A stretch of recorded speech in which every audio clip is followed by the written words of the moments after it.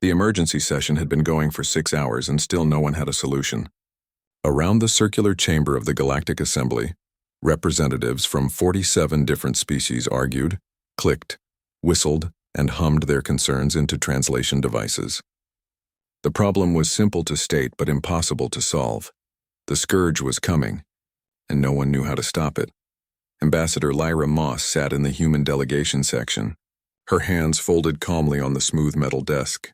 She had been with the Assembly for 3 years now, ever since humanity had been accepted as members. In that time, she had learned to stay quiet during these debates. Humans were the newcomers here, the strange mammals from a planet the others quietly called the Deathworld. Better to listen and learn than to speak and offend. High Counselor Fenris spread his wings for attention. The avian leader had feathers that shimmered blue and green under the chamber lights. When the room finally quieted, he spoke in a voice that trembled slightly. 3 systems have fallen in 2 months. Billions of lives simply erased. The scourge does not negotiate. It does not retreat. It consumes everything in its path and builds more of itself from the wreckage. A representative from the aquatic Nasari species gurgled a question through her water-filled helmet. What do the historical records say? Has this happened before? Scholar Wynn rose from his seat. The elderly Nasari had been studying old records for weeks, his scaled face drawn with exhaustion. Twice before in recorded history, the scourge has emerged. Both times it was stopped. But the methods used...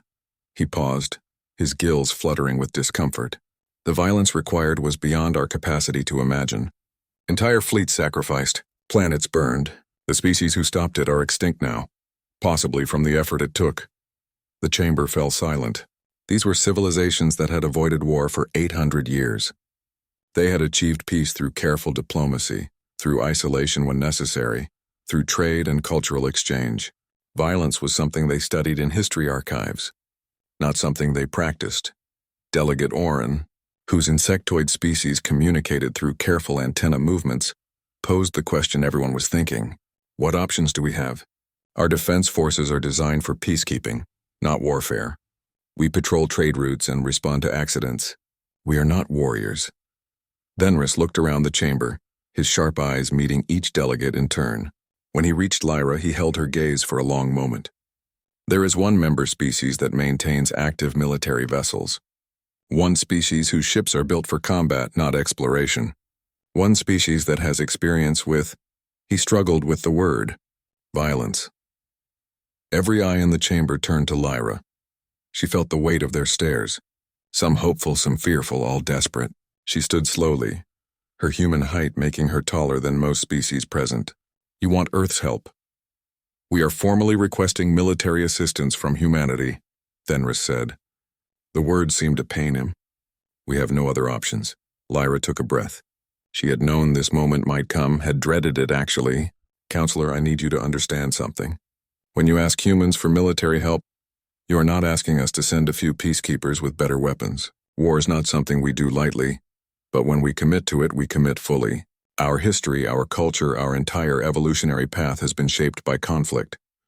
We learned to survive on a world that tried to kill us every single day. We understand you are a resilient species, Scholar Wynn said gently. No, Lyra said, more firmly than she intended. I don't think you do. Let me be very clear. If you ask for our help, we will send a fleet. It will be larger than you expect. The weapons will be more destructive than anything you have seen. Our soldiers will approach this threat with a mindset that may disturb you. We do not fight wars to make statements or to negotiate from strength. We fight wars to win them, whatever the cost. Delegate Oren's antennae waved in confusion. Surely you would not risk your own people unnecessarily. Lyra felt a sad smile cross her face. We will absolutely risk our people. Human military volunteers sign up knowing they might die. They train for it. They accept it. That is what being a soldier means to us. We have a saying. We walk through the darkness so others can stay in the light. The chamber was completely silent now. Lyra could see fear in many of the faces around her, but also desperate hope. They were asking for something they did not understand, calling on forces they could not imagine. But they were out of options. Fenris spoke quietly. Ambassador Moss, will humanity help us? Lyra touched the communication device on her wrist. opening a channel to Earth Defense Command. "I need to speak with Admiral Stone immediately. Tell her the Assembly is making a formal request for military intervention." She looked back at Fenris. "We will help you, but you should know that once we start down this path, there is no going back. You are about to learn what it means to have Deathworlders as allies." The vote was unanimous. As the session ended and delegates filed out in worried clusters, Scholar Wynn approached Lyra. "Have we made a mistake?" he asked. "No," Lyra replied, watching the empty chamber. "You have made the only choice available to you, but I hope you are ready for what comes next." "We are." Somewhere in deep space, Admiral Patricia Stone received the message and allowed herself a grim smile. She turned to her officers and said simply, "Wake the fleet. The Assembly just asked for the wolves." The observation deck of Assembly Station Harmony had never been so crowded. Delegates pressed against the transparent walls, their various appendages clutching the railings as they stared out into space. They had been waiting for 3 hours, and the tension in the air was thick enough to cut with a blade. Scholar Wynn floated in his mobility tank near the front, his aged eyes fixed on the empty space beyond the station. Next to him, Delegate Oren's antennae twitched with nervous energy. Somewhere behind them, High Counselor Fenris preened his feathers compulsively, a sign of deep anxiety among his species. "How many ships did the humans say they were sending?" a young Nasari aide asked. "They did not specify," Wynn replied. "Ambassador Moss said only that the fleet would be adequate for the task. I estimate perhaps 15 vessels," Oren calculated, his mandibles clicking. "Maybe 20 at most. That is more than sufficient for a peacekeeping force." Then space itself seemed to tear open. The first human ship dropped out of faster-than-light travel with a flash of blue light. It was enormous, easily 3 times the size of the largest assembly vessel. Its hull was dark gray, almost black, and covered in angular armor plating. Weapon ports lined its sides like the teeth of some prehistoric predator. Before anyone could fully process what they were seeing, another ship appeared. Then another. Then 10 more. Then 50. The flashes of light came so fast they created a strobing effect against the darkness of space. Ships of all sizes materialized in perfect formation, from small fast attack craft to massive battleships that looked like they could crack moons in half. Delegate Oren made a sound like escaping steam. Several smaller species backed away from the windows. Scholar Wynn simply stared, his translator struggling to capture his whispered words. "By the ancient waters, what have we done?" The ships kept coming. 100, 150, 200. The fleet stretched across space in precise military formation, a wall of metal and weapons that blocked out the stars. Every vessel bore the same insignia, a blue and green planet encircled by white stars, the symbol of Earth's defense fleet. 200 warships, Fenris breathed, his voice barely audible. They sent 200 warships. A communication channel opened, and a human face appeared on every screen in the observation deck. The woman wore a crisp military uniform decorated with symbols the aliens did not recognize. Her hair was pulled back severely, and her eyes were the kind that had seen things and learned from them. "This is Admiral Patricia Stone of the Earth Defense Fleet. We are responding to the Assembly's request for military assistance, requesting permission to dock and begin operational briefing in 1 hour." Fenris found his voice somehow. "Permission granted, Admiral. Welcome to Harmony Station." The briefing room was designed for assembly meetings with comfortable seating and soft lighting meant to encourage diplomatic conversation. The humans had rearranged it in 30 minutes. Now large displays covered the walls, showing tactical information, fleet positions, and weapon specifications. The lighting had been increased to levels that made some species uncomfortable. The chairs were pushed aside to create an open floor plan. Admiral Stone stood at the front of the room, a small metal device in her hand that controlled the displays. Around her stood various human officers, all wearing the same efficient uniform, all with the same alert posture. To the assembled alien delegates, they looked less like diplomats and more like a single organism with many parts. "Let's begin," Stone said, her voice crisp and clear. "Our intelligence division has analyzed all available data on the Scourge. Based on attack patterns, we estimate their current fleet strength at approximately 3,000 autonomous units. They reproduce using materials from conquered systems. Their tactics are adaptive but follow predictable optimization patterns.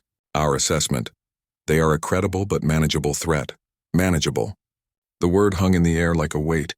3,000 machine warships, and this human called them manageable, Stone continued, pulling up holographic images of Scourge units being torn apart by human weapons. Our strategy will involve 3 phases. First, aggressive reconnaissance to map their network architecture. Second, targeted strikes against manufacturing capabilities to prevent reproduction.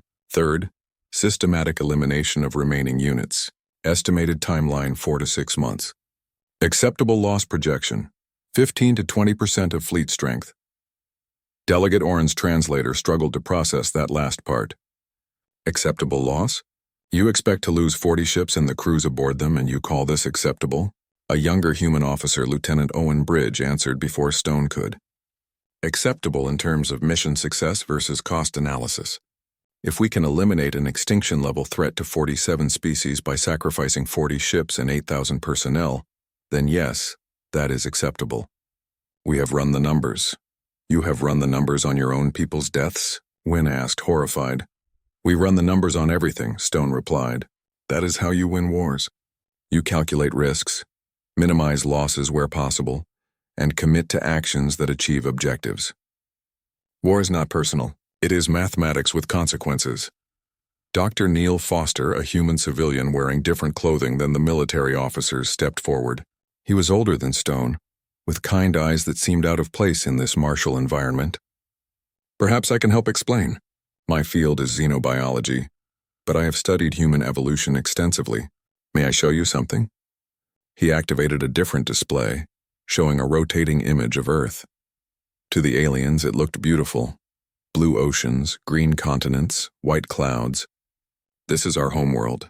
To you, it appears pleasant, but let me add some context. The image shifted, showing various Earth creatures. A great white shark with rows of teeth, a grizzly bear massive and powerful, a venomous snake, a spider, a crocodile, a lion pride taking down prey. These are just some of the predators humanity evolved alongside. Our world tried to kill us every single day. Predators hunted us. Diseases decimated our populations. Natural disasters destroyed our settlements. We survived by becoming smarter, faster, and more aggressive than everything around us. More images appeared. Human warriors throughout history, from ancient times to modern day. Always fighting something, always adapting, always surviving. We have been at war with something for 98% of our recorded history. War with nature, with disease, with each other. We learned to turn violence into a tool, to channel aggression into discipline. It is not something we are proud of, but it is what we are. The room was completely silent. Foster's voice softened. You see soldiers when you look at us. We see survivors. Every human in this fleet volunteered knowing they might die. They trained for years to be here, and they truly believe that protecting others is worth the sacrifice. That is what it means to come from a death world. Scholar Wynn's voice trembled when he spoke. We asked for help, but I think we did not understand what we were asking for. You are not like us. You are something entirely different. Admiral Stone nodded slowly. Yes, we are. But that difference is why you called us. The Scourge does not understand mercy or diplomacy. It only understands force, and force is something humanity knows very well. She looked around the room at the frightened, overwhelmed faces. You can still send us home if you wish. But if you want to survive, then you need to accept what we are and what we will do to protect you. Thenris looked at his fellow delegates, seeing his own fear reflected in their eyes. Finally, he spoke. We accept. Show us how deathworlders wage war. Stone smiled, and there was no warmth in it. With pleasure. The border system of Threshold 9 had been beautiful once, according to the records. 2 habitable planets, a thriving trade station, and a small population of researchers studying the nearby nebula. Now it was a graveyard. The trade station was a shattered hulk, and one of the planets showed massive impact craters where the Scourge had strip-mined entire continents for raw materials. High Counselor, Thenris watched from the observation bay of the human flagship Defiant. He had insisted on coming along despite Admiral Stone's warnings. I must see this, he had said. I must understand what we are fighting and how you fight it. Now, surrounded by human officers who moved with calm efficiency, he was beginning to regret that decision. Sensor contact, a human technician announced. 400 Scourge units, various configurations. They are aware of our presence and moving to intercept. 400. The number should have caused panic. The Assembly's entire combined fleet numbered maybe 300 ships, and most of those were civilian vessels with basic defensive systems. 400 Scourge machines had destroyed systems in weeks, yet the humans around Fenris showed no fear at all. Admiral Stone studied the tactical display with the focus of a predator. Commander Vale analysis? Commander Iris Vale was younger than Stone but had the same hard edge to her voice. Mixed unit types. Approximately 100 heavy assault drones, 200 medium attack craft, 100 scout units. Standard swarm formation. They are optimized for overwhelming defenders through sheer numbers. Textbook approach, Stone said. Which means they have not adapted to us yet. Good. Initiate pattern Delta 7. 3 destroyer groups will conduct aggressive reconnaissance. Fenris's translator took a moment to process that phrase. Aggressive reconnaissance. It sounded like a contradiction. Reconnaissance was supposed to be careful, quiet, and safe. How could it be aggressive? He got his answer 5 minutes later. 3 groups of human destroyers, 9 ships in total, broke formation and accelerated directly toward the Scourge swarm. They were outnumbered nearly 50 to 1. It looked like suicide. What are they doing? Fenris demanded, his feathers standing on end with distress.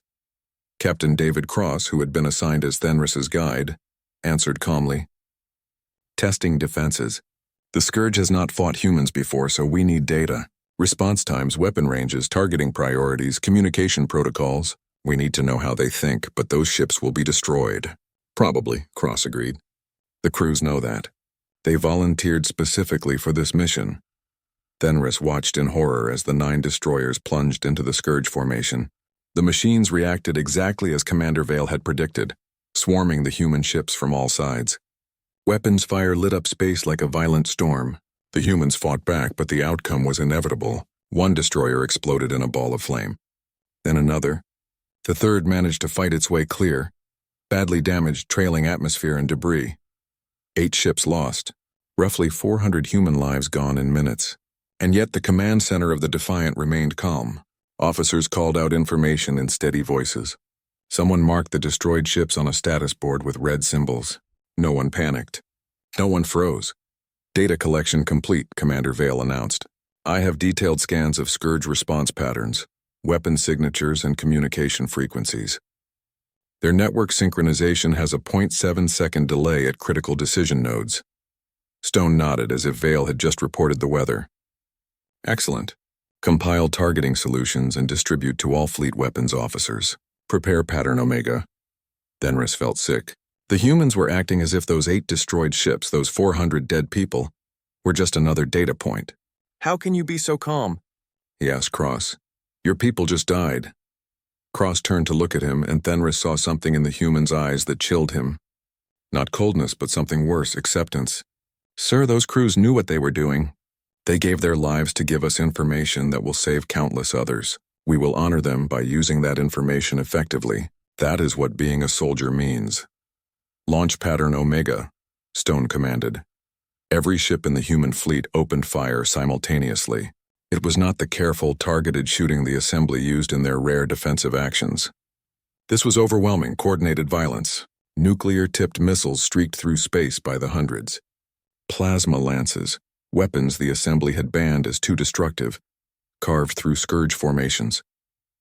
Kinetic bombardment, simply throwing metal at near-light speed, shattered machines into component atoms. The humans had identified the 0.7-second delay in the Scourge network. They exploited it ruthlessly, hitting 40 different targets at exactly the same moment. The machines tried to adapt, tried to coordinate a response, but the humans had already moved to the next target set. It was like watching a surgeon and a butcher work at the same time, precise where needed, brutal everywhere else. 14 minutes after Pattern Omega began, 240 Scourge units were drifting wreckage. The remaining machines, for the first time in recorded history, retreated.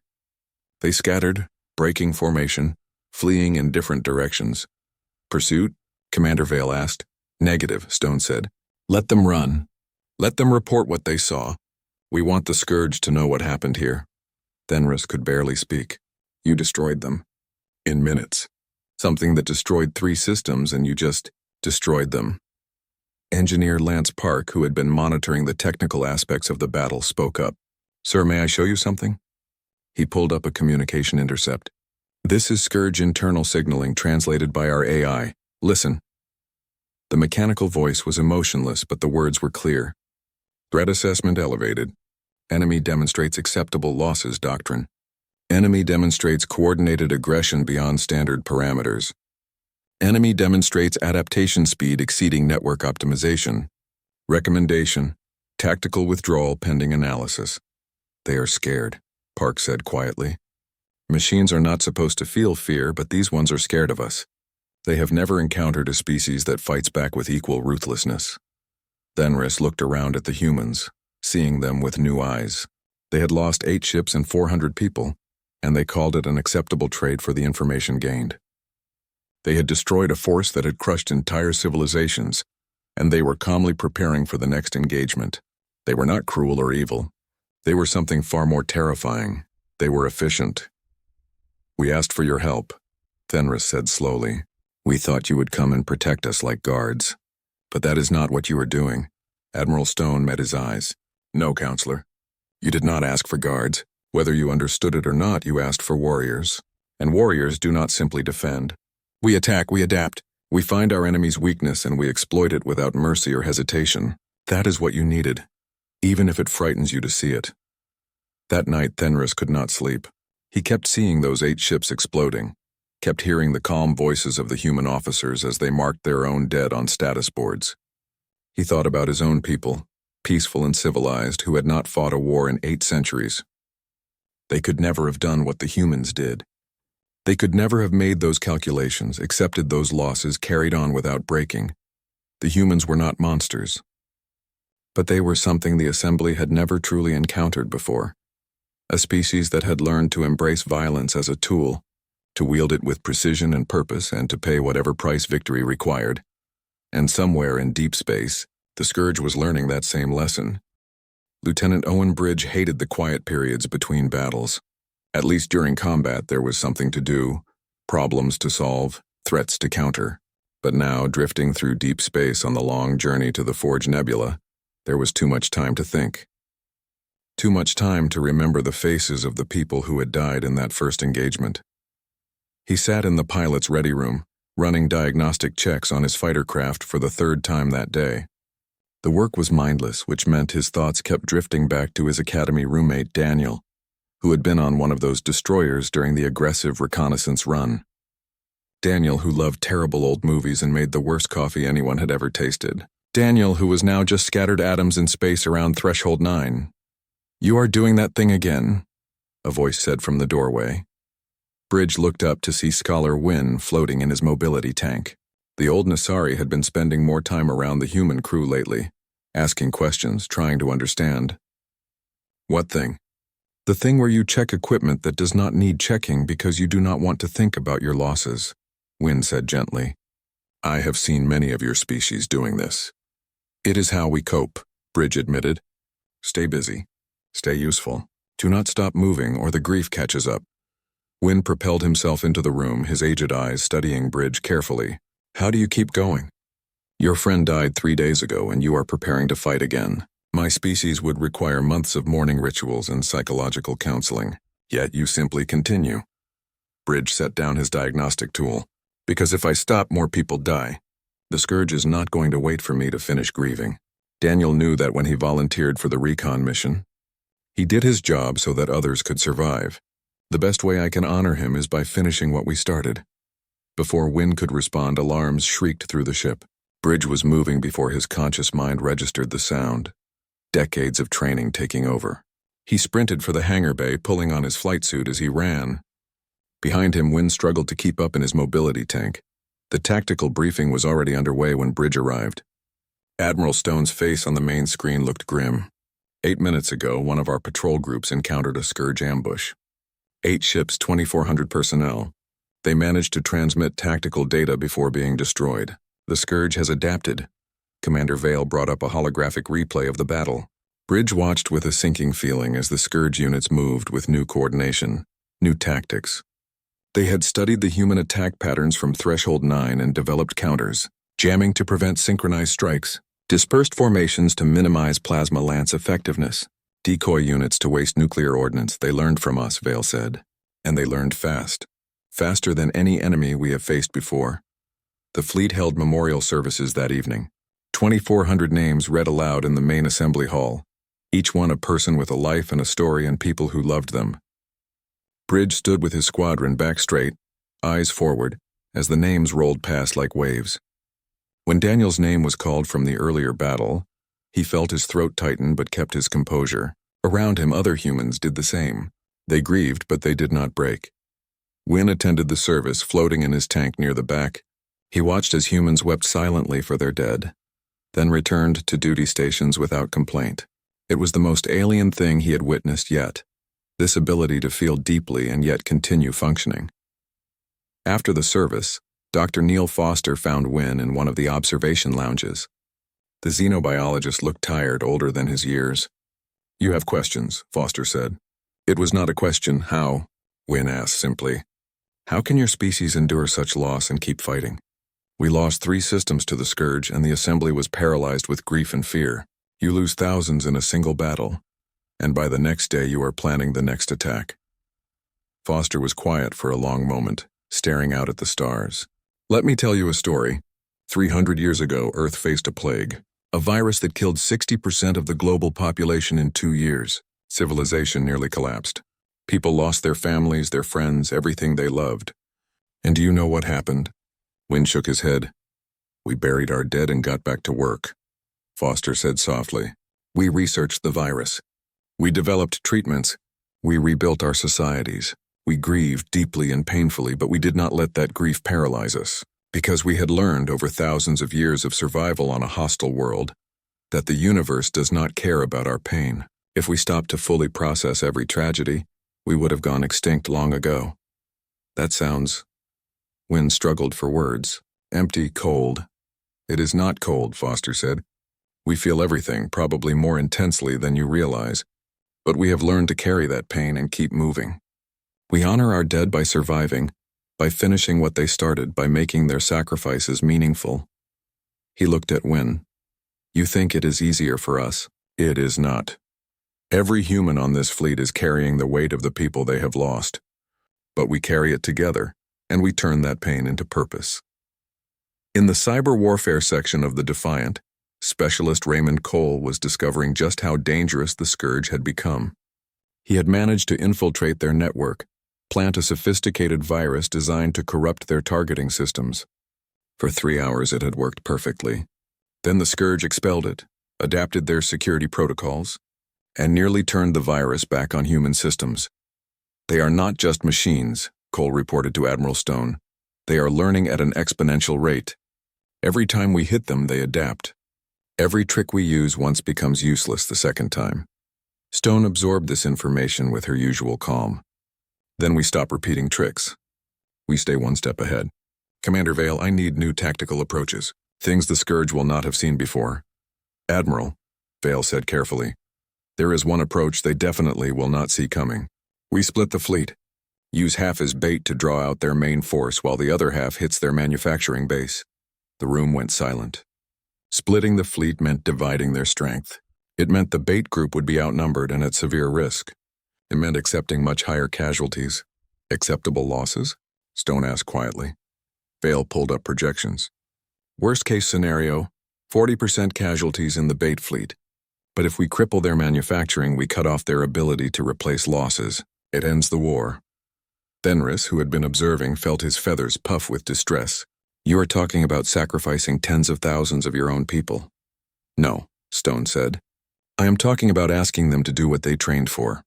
To take risks so that others do not have to be the shield that protects civilizations that cannot protect themselves." She turned to her crew. "I will not order anyone into the bait fleet. I want volunteers only." Within an hour, every single ship in the fleet had volunteered. Not just volunteered, competed for the chance to be part of the bait group. Bridge found himself arguing with his squadron commander for a spot. "My fighter skills are wasted in the assault force. I am more useful drawing their fire and keeping them occupied."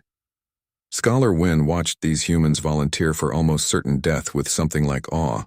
He approached Lieutenant Bridge before the pilot departed for his assignment. "I do not understand your species," Wynn admitted. But I think I am beginning to respect you. You are terrifying and noble at the same time. Bridge smiled, but it did not reach his eyes. We are just trying to do the right thing, even when the right thing costs everything. As the fleet split and prepared for the most dangerous operation yet, Dr. Foster stood in the observation deck with Wynne. You asked how we keep going, Foster said. This is how. We are afraid, we grieve. We understand the cost, but we also understand that if we do not fight, more innocents die. So we fight, not because it is easy, but because it is necessary. The two fleet groups departed in different directions. The bait fleet, smaller but full of veterans and volunteers, headed straight for the Scourge's main defensive line. The assault fleet, carrying the fate of the entire operation, turned toward the Forge Nebula and the manufacturing heart of the Scourge. And somewhere in the darkness, the Scourge's central intelligence watched the human fleet divide and began calculating new response patterns. These Deathworlders were unlike anything in its database. They accepted losses. They adapted quickly. They turned emotions into weapons. For the first time in its existence, the Scourge experienced something close to uncertainty.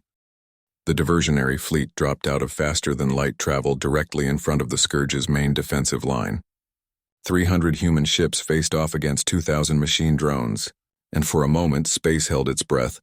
Lieutenant Owen Bridge sat in his fighter cockpit, hands steady on the controls despite the situation. His squadron of 12 fighters was positioned on the outer edge of the human formation. Through his view screen, he could see the Scourge units moving, adjusting, preparing to swarm. The machines had learned. They knew what humans were capable of now. This would not be like Threshold 9. All units, this is Commander Vale. Our mission is simple. Keep them busy, keep them engaged, and keep them here. The assault fleet needs 4 hours to reach the Forge. We give them 4 hours, whatever it takes. Whatever it takes. Bridge understood what those words meant. They were not expecting to survive this. They were expecting to buy time with their lives. Around him, he could hear other pilots breathing over the comm channels. Scared, yes, but steady. Ready. Bridge, you remember that terrible movie Daniel used to love? A voice asked over the private channel. It was Rachel Kim, his wingmate. The one with the cowboy astronauts? I remember, Bridge said, grateful for the distraction. If we survive this, I am never watching that stupid movie again, Kim said. But if we do not, it was not that bad. Bridge smiled despite everything. It was terrible. But I will watch it with you anyway if we get through this. When, Kim corrected. When we get through this. Then the Scourge attacked and there was no more time for words. 200 light-years away, Admiral Stone's assault fleet approached the Forge Nebula. The nebula itself was beautiful, swirling clouds of gas and dust in shades of red and purple. But inside those clouds was the industrial heart of the Scourge. Massive manufacturing stations consuming 3 entire planets to build more machines. Venris stood next to Stone on the command deck, watching the long-range scans with growing horror. They are eating entire worlds, he whispered, stripping them to nothing, which is why we have to stop them here, Stone said. If they finish consuming those planets, they will have enough resources to build 10,000 more units. The war would never end. Captain David Cross approached with grim news. Admiral, our scouts report heavier defenses than expected. 600 Scourge units guarding the Forge, and the facility itself is shielded. We cannot simply bombard it from range. Stone studied the tactical display. 600 units was more than they had prepared for, and the shields meant they would need to get close. Very close. Close enough for the machines to tear them apart. We go with Plan Red. Suicide teams plant antimatter charges inside the Forge's core. Once the charges are set, the fleet withdraws and we detonate remotely. Plan Red requires volunteers to enter the facility knowing they probably will not make it out. Cross said quietly. I know what it requires, Captain. The question is, will we get those volunteers? Cross almost smiled. Admiral, I already have 300 people asking to be on those teams, including me. Stone looked at him for a long moment. Cross was a good officer, a good man. She had known him for 15 years. The thought of sending him to his death made her feel sick. But this was war, and war demanded everything. Your team will target the primary reactor. Do not fail. We will not, Cross promised. Back at the diversionary battle, things were falling apart. The Scourge had adapted again, using new tactics the humans had never seen. They sacrificed their smaller units to get close to human ships, then detonated them like bombs. They focused fire on damaged vessels, eliminating them before they could withdraw. They learned from every minute of combat. Bridges' squadron was down to 4 fighters. He had watched 8 of his friends die in the last 2 hours, their fighters exploding in brilliant flashes of light. His own craft was damaged, the left stabilizer barely functioning, but he kept flying, kept fighting. Because that was the mission. All units, this is Vale. The assault fleet has engaged at the forge. 2 more hours. Hold the line. 2 more hours. Bridge checked his fuel and ammunition. He had maybe 30 minutes of combat capability left if he was lucky. Around him, the rest of the fleet was in similar condition. They had held for 2 hours, but they were dying by inches. Bridge, I have a solution. Kim's voice crackled over the damaged comm system. It is a terrible solution, but it is a solution. Talk to me. If we rig our reactors to overload, we could take out maybe 50 Scourge units when we go. Multiply that by the fighters we have left, and we could thin their numbers significantly. Suicide runs. Kim was suggesting they all become bombs. Bridge felt his throat tighten. That is a terrible solution. I know, Kim said, but it might give the heavy ships enough breathing room to last 2 more hours. And Bridge, we are not making it out of this anyway. Might as well make it count. She was right. Bridge hated that she was right. I will ask for volunteers. No one has to do this. When he put the question to his remaining squadron, all 3 immediately agreed. Across the fleet, other squadrons were making the same choice. 240 fighters left, and every single pilot voted to turn their craft into weapons. Commander Vale's voice was thick with emotion when she acknowledged the decision. You are all heroes. Every last one of you. Make them count. At the forge, Captain Cross and his team fought their way through corridors filled with Scourge defenders. They lost people at every turn. Johnson, who had played guitar during long space flights.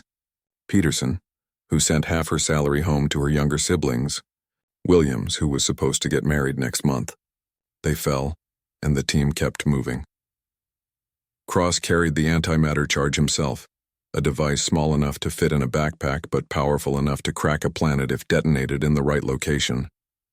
They fought to the reactor core, planted the charge, set the timer, 20 minutes to clear the blast radius. All teams, charges set, Cross transmitted. Beginning withdrawal, but the Scourge had sealed the exits. Cross and his team were trapped inside the forge with 19 minutes until detonation. He looked at his remaining people, saw the same realization in their eyes. Well, Cross said, checking his rifle. We always knew this was a one-way trip. Might as well go down fighting. They held the reactor room for 18 minutes, killing any machine that tried to disarm the charge. When the timer hit 1 minute, Cross opened a final transmission. This is Captain David Cross to my family. I love you. Tell my children I made it count. Tell them their father died so others could live. Tell them I was proud to serve. The antimatter charge detonated. The forge's reactor went critical. The resulting explosion tore through the manufacturing station like a wave of destruction, consuming everything in a sphere of pure energy. 300 human lives, including Cross and his entire team, ceased to exist in an instant. But the forge died with them. The Scourge's ability to reproduce, to build more machines, vanished in that moment, and suddenly the war became winnable. At the diversionary battle, Bridge was on his final attack run when he saw the distant flash of the forge detonating. They did it, he breathed. They actually did it. All diversionary units, this is Admiral Stone, a new voice said over the comm. The forge is destroyed. The assault fleet is coming to reinforce you. Hold for 15 more minutes. 15 minutes. Bridge had maybe 5 minutes of fuel left. Around him, the other suicide volunteers had the same problem. But 15 minutes was not 2 hours. They could do this, Kim, Bridge said. Race you back to the carrier. You are on, she replied. They fought for those final 15 minutes with everything they had left. When Admiral Stone's reinforced fleet arrived and began tearing into the Scourge's confused, leaderless formations, Bridge's fighter was running on fumes. He barely made it back to his carrier before his reactor died completely. Of the 300 ships in the diversionary fleet, 74 survived. 22,000 human personnel lost, but they had held the line. They had given the assault fleet the time it needed. They had achieved the mission. In the aftermath, as the battered human fleet regrouped and the surviving Scourge units fled into deep space, Fenris found himself in the memorial hall again. Another service, more names. So many names. He watched humans weep for their fallen, then returned to their duty stations to begin repairs. Was it worth it?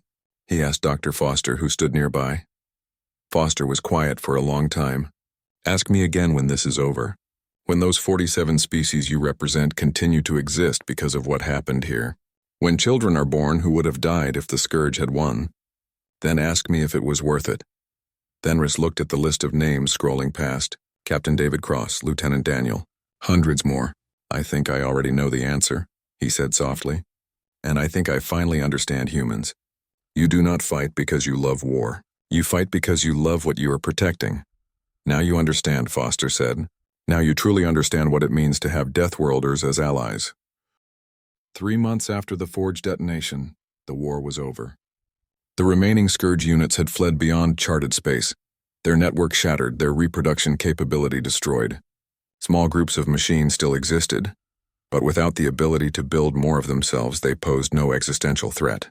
The Assembly's own defense forces, emboldened by the human example, had begun hunting down these remnants. The Galactic Assembly convened on Sanctuary 7 for the first time since the war began. The chamber was crowded with delegates, but there was an empty space in the center. A space reserved for the human delegation and whatever judgment the Assembly would pass. Scholar Wynne floated near High Counselor Fenris, both of them watching the entrance. What do you think they will decide? Wynne asked quietly. Fenris preened his feathers, a nervous habit he had developed during the war. I think we are about to discover whether gratitude or fear is stronger. The human delegation entered. Ambassador Lyra Moss led them, flanked by Dr. Neil Foster and Admiral Patricia Stone. The Admiral wore her formal uniform, every medal earned through decades of service displayed. But her eyes were tired, haunted by the decisions she had made and the lives those decisions had cost. The chamber fell silent as they took their positions. Fenris noticed that many delegates could not meet the humans' eyes. Fear, shame, gratitude, all mixed together in the faces around the room. Delegate Oren spoke first, his antennae moving in careful patterns that the translators rendered as formal speech. The Galactic Assembly acknowledges the debt we owe to humanity. Your species answered our call for help. You fought an enemy we could not face. You sacrificed thousands of your own to save billions of ours. For this we are grateful. There was a pause and Wynne felt his heart sink. He knew what came next. The but that always followed gratitude when fear took hold. However, Oren continued, and there it was. We must also acknowledge our concerns. Your military capability exceeds anything the Assembly has encountered in 800 years of peace. Your willingness to accept casualties, to employ devastating weapons, to wage total war. These things disturb many species among us. Some representatives have proposed restrictions on human military presence within Assembly space. Others have suggested monitoring protocols. Still others believe humanity should be expelled from the Assembly entirely for the safety of peaceful species. Ambassador Moss stepped forward, and Wynne was struck by how calm she appeared. The Assembly has every right to make those decisions. We came when you called, we fought your war, and now you fear us. That is your choice. But, Moss continued, her voice hardening slightly, let me be clear about something. We did not ask for this. We did not want to reveal the full extent of our military capabilities. We wanted to join your community of peaceful species and learn from you. You called us. You asked us to be the monsters that protect you from other monsters. And now that you have seen what we are capable of, you want to control us or expel us. You cannot have it both ways. Stone stepped forward to stand beside Moss. Humanity has fought for survival our entire existence. We have made terrible mistakes, paid devastating costs, and learned hard lessons about the nature of violence. But we learned one more lesson as well. The only thing worse than being capable of violence is being incapable of it when violence finds you anyway. The Scourge did not care about your peace. It would have consumed every species in this chamber if we had not stopped it. The chamber erupted in argument. Some delegates agreed with Stone, praising humanity's sacrifice. Others argued that the humans were too dangerous, too unpredictable, too willing to embrace destruction. The debate raged for an hour, and Wynne watched sadly as the Assembly threatened to tear itself apart over the very saviors who had rescued them. Finally, Scholar Wynne propelled himself forward. His aged voice cut through the noise, demanding attention through sheer moral authority. I wish to speak, the chamber quieted. Wynne was respected across all species. a voice of wisdom and historical knowledge. I have spent 3 months with the human fleet, he began. I have watched them fight and die. I have studied their history and their culture. And I believe I understand something that many of you do not. He gestured to the empty space where memorial plaques had been erected, listing the names of the 22,000 humans who had died in the war. You see warriors when you look at them. You see weapons and violence and danger. But I see something else. I see a species that has been tested by hardship in ways we cannot imagine, and emerged from that testing with a paradox. They are both the most violent and the most protective species I have encountered. Wynn turned to face the assembly. Yes, they wage war with terrifying efficiency. But ask yourselves, who did they wage that war for? Not for territory, not for resources, not for glory. They fought for species they barely knew, for civilizations they had no obligation to protect. They died by the thousands so that strangers could live. What does that tell you about their true nature? Dr. Foster stepped forward, asking permission to speak. Thenris granted it. Scholar Wynn is correct about humanity's paradox. We are dangerous because we had to be. Our world tried to kill us, so we learned to kill back. But we are also fiercely protective because we understand loss. Every human grows up learning that life is precious and fragile. We fight so hard precisely because we know how much is at stake. He pulled up a holographic display showing Earth. When we nearly destroyed ourselves 7 times, do you know how we survived? By choosing at the last moment to step back from the edge. By deciding that protecting each other was more important than defeating each other. We carry that lesson with us. Yes, we can wage total war, but we can also choose not to. That choice, that ability to control our own violence is what makes us trustworthy. A new voice spoke from the back of the chamber. Holly Grant, representing Earth civilian government, approached the center. Unlike the military officers, she wore simple, formal clothing. The assembly must decide what to do about humanity. We understand your fear. We do not enjoy being feared. So let me make a proposal. Grant activated her own display, showing a detailed military and governmental framework. Humanity will maintain a defense fleet, but it will operate under joint assembly oversight. We will establish transparency protocols. Any military action must be reviewed by an assembly council that includes representatives from multiple species. We will limit our fleet size to what is needed for defense, not conquest. We will share our military technology and training with any species that wishes to learn, so that you are not dependent on us alone. She looked around the chamber. In exchange, we ask only for what we wanted from the beginning: membership in your community. The chance to learn from you, trade with you, and contribute to the galaxy in ways that do not involve war. We do not want to be your warriors forever. We want to be your partners. The chamber was silent as delegates considered the proposal. Finally, Thenris spread his wings and spoke. I have fought alongside humans. I have watched them die for causes that were not their own. I have seen their grief and their strength. And I believe Scholar Wynn is right. We should not fear them.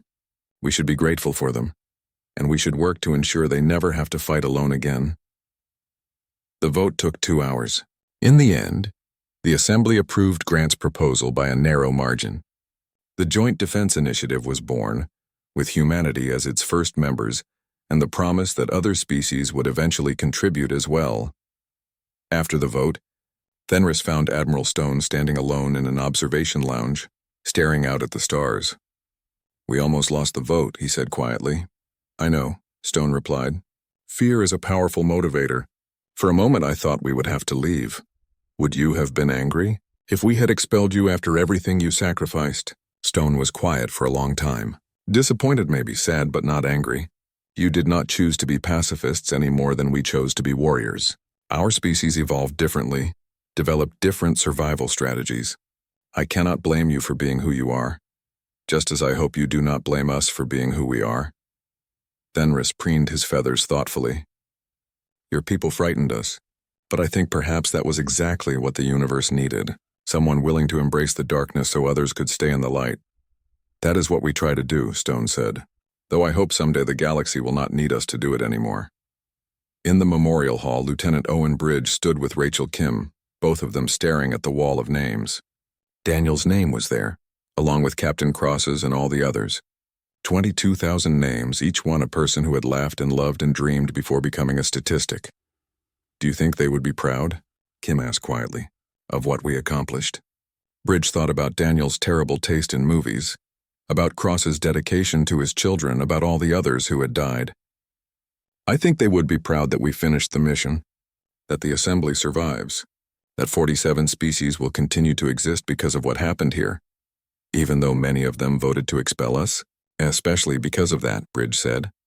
We did not fight for their gratitude. We fought because it was the right thing to do, and nothing they vote can change that. Months later on Earth, Captain Cross's daughter stood in the recruitment office of the Defense Fleet. She was 18, bright-eyed, determined. The recruiter, a veteran with his own scars and medals, looked at her carefully. You understand what you are signing up for? The risks, the sacrifices? My father explained it to me before he left, she said. He told me that being a soldier means being willing to stand between danger and people who cannot protect themselves. He told me it is the most important job in the universe. I want to do what he did. The recruiter activated his terminal and began processing her application. Your father was a hero, one of the best officers I knew. If you are half as good as he was, the fleet will be lucky to have you. Across the galaxy, the wounds of war slowly healed. The scourge remained in deep space, broken and scattered. The assembly's species began training their own defense forces, learning from human instructors. Trade resumed. Exploration continued. Life went on. But in quiet moments in memorial halls and observation decks, beings of many species looked at the stars and remembered the price of survival, remembered the humans who had walked through fire so others would not have to, remembered that peace was not the absence of violence but the choice to control it. And humanity, forever changed by the war they had fought, continued their paradox. The most dangerous and most protective species in the galaxy, warriors who dreamed of the day when their skills would no longer be needed. Deathworlders who fought not for love of battle, but for love of what they were protecting. In the end, the assembly had asked for help and summoned a fleet of monsters. But they had learned that monsters could also be guardians, and that sometimes the darkness needed to be embraced to keep the light alive.